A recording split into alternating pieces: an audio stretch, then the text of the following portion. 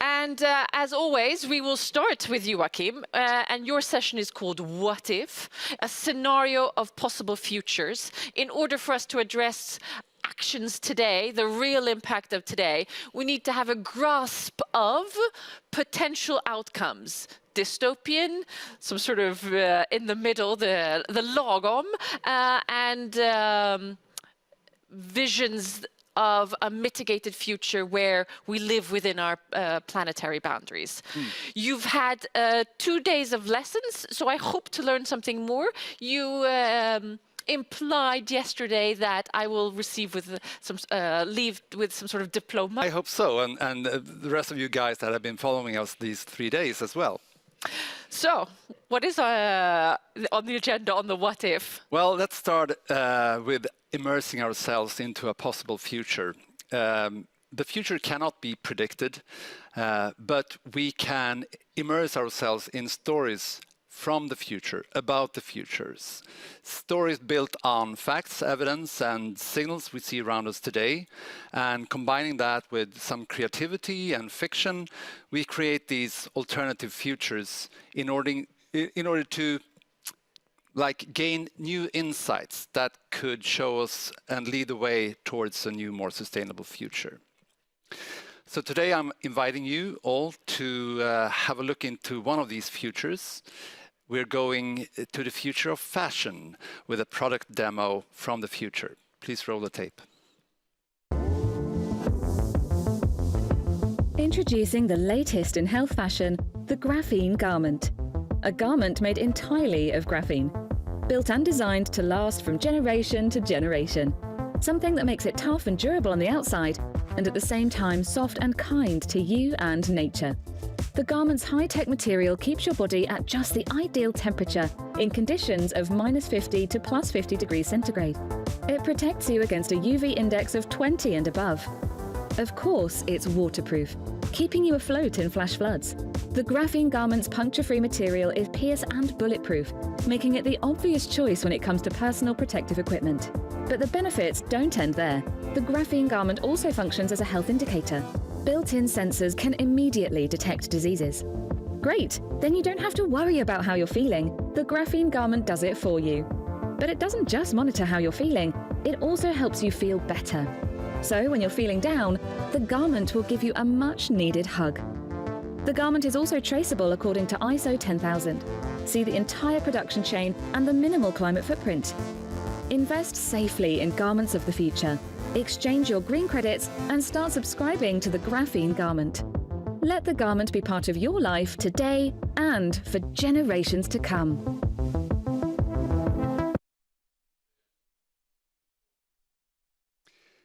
So how does that make you feel?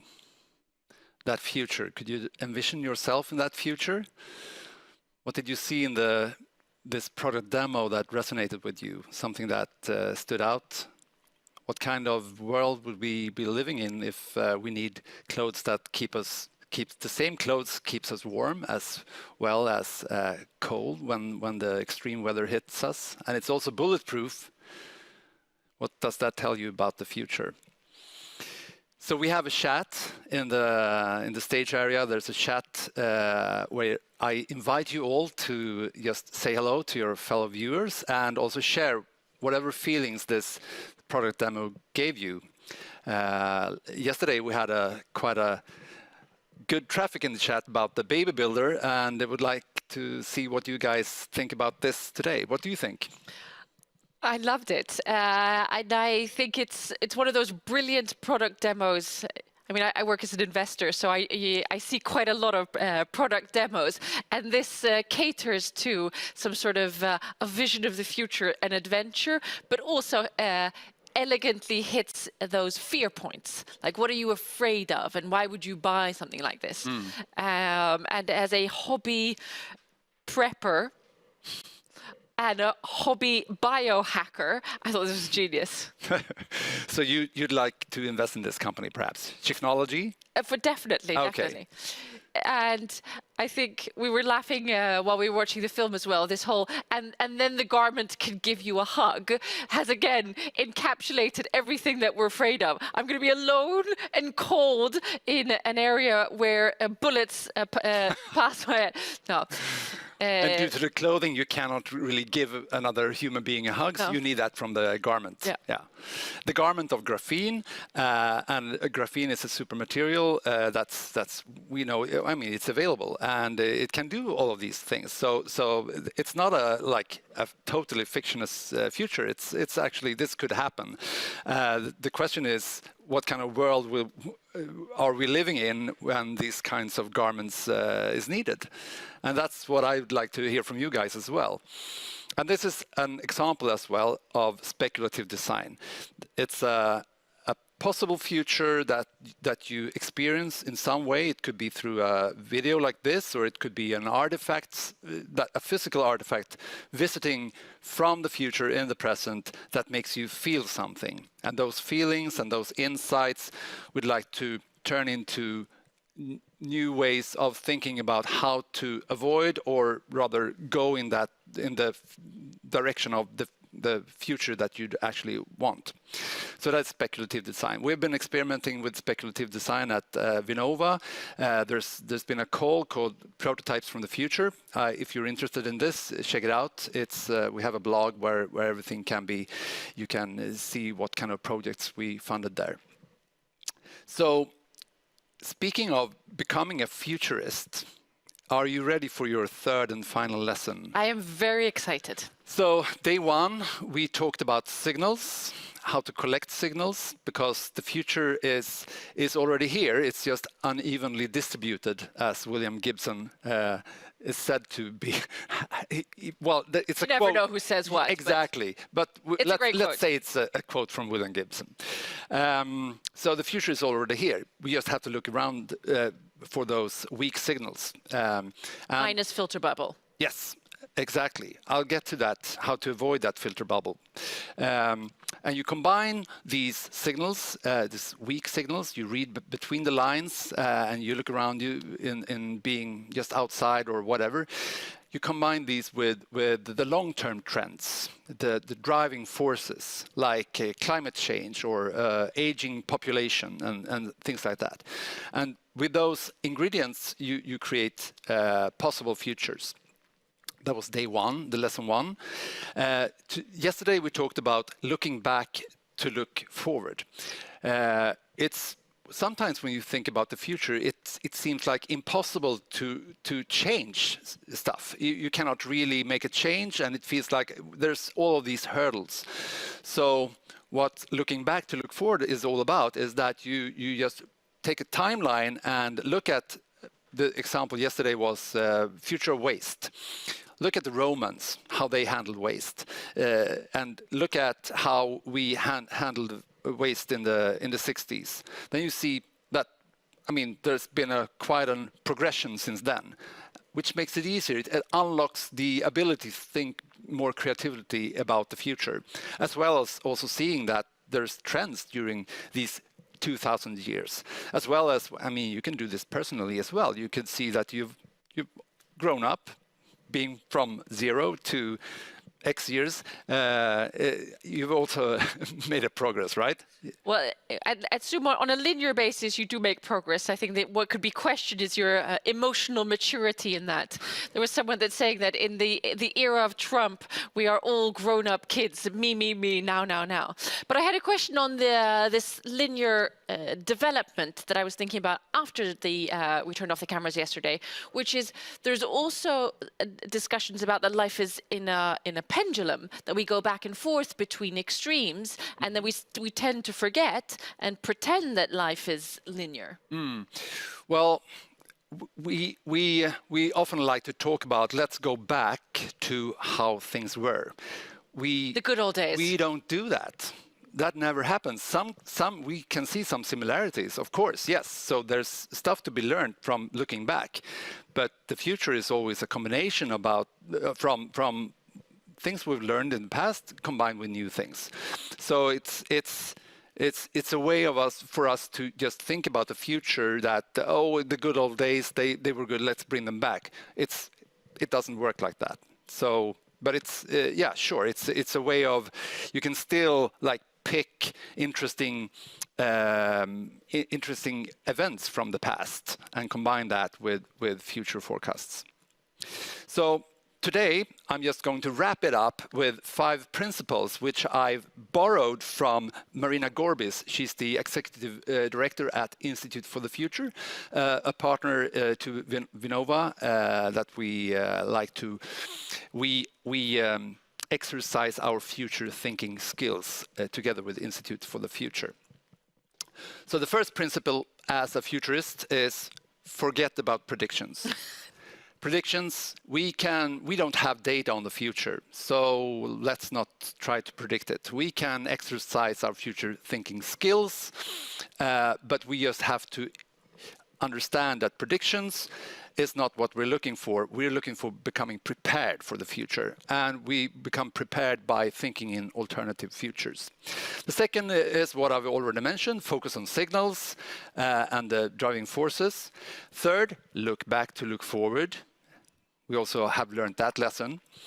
And then combining this into uncover the patterns, to see the bigger picture, zoom out and see what kind of pattern emerges when you look at the signals, driving forces, looking back to look forward. And finally, getting back to your building or avoiding the filter bubble, build your community. So make sure that you talk to others about the future. Talk about the signals that you see around you. Talk about the driving forces. Discuss your insights from looking back to look forward. So to get really practical, I'd advise you to just gather a few of your friends, colleagues, and set up a bi-weekly meeting. Have a signal hunting meeting where you discuss whatever signals you've seen, because your subjective observation is of course from your subjective perspective. Having a few friends or colleagues or just building that group of people to discuss these signals and the scenarios you see will make that go away a bit, or it will compensate a bit.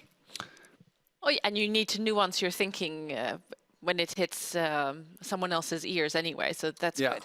I mean, what I'm reading also is there's you need to be deliberate about the future, and there's something about emotional maturity here, which means that a sober awakening, we're not in a vacuum. Something is coming, and it is moving quite quickly. Yeah. And you need to be awake, deliberate, and then to use the buzzwords of this conference, you need to be co-creating in that, like active. Yeah, and also realizing that the future is nothing that someone else creates for us. The future is something that we create. So this is a way of enabling you not being hit by the future shock, which is, it's really easy if you don't think about alternative futures and all of a sudden the future is here. All of a sudden ChatGPT 5 really hits the ground running and we didn't really know what hit us. Well, we should spend some time thinking about the developments within AI. We should spend some time thinking about the developments. What will society look like in 2035 when quantum computing is available to all? What happens? What kind of society will that be? And also, talking about quantum computing, we also need to get started today regarding regulatory and policy-making projects, because quantum computing can change a lot of things. So we better start thinking about them today.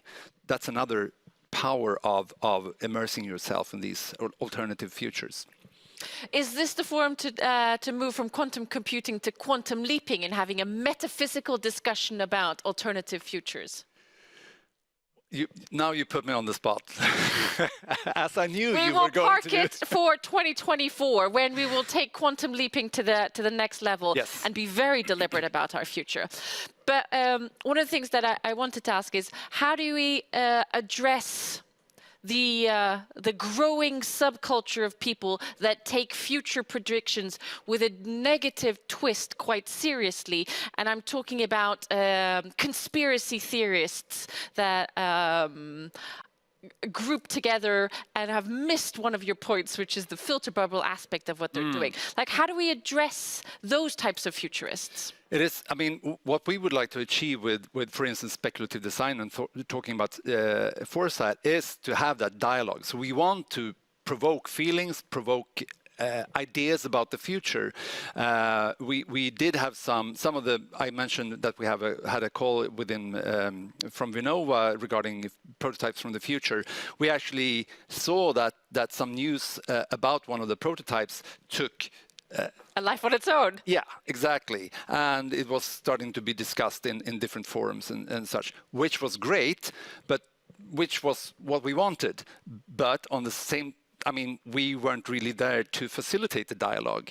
So from my point of view, I'd like to be really close to the dialogue and make sure that we have, like we have in the chat right now, I'm hoping that we have some insights in the chat that you're sharing with us. And after this, I'd like to go in and reply to those, because we need to have also a balanced dialogue regarding that. So it's hard when it comes, like, I'm disconnected with the dialogue, which is also a balance being a governmental agency in how much can we provoke and how much are we willing to let go of that control. It's not easy. Before it became a governmental role to do speculative design, which is a new word, so to speak, this was called science fiction, and it was done in the realm of culture, which has always been there to provoke and create a conversation about an alternative future. And one of the more interesting books that I've read in a long while was Ministry of the Future, which I can recommend anyone that's interested in what could a potential climate scenario look like. Scary. Very scary. Yeah. But I think that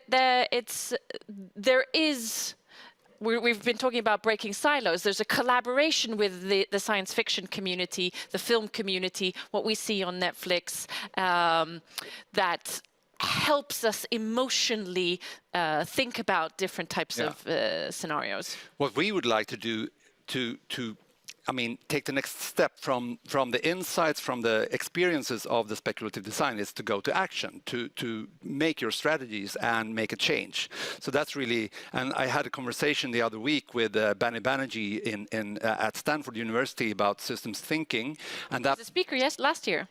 It was? Yes. Yeah, okay. So that's part of the equation, I think, that we really need to go to work, that it's not an art installation. It's not only science fiction. We should really convert the insights and feelings towards something that makes a change. So that's really important for me today.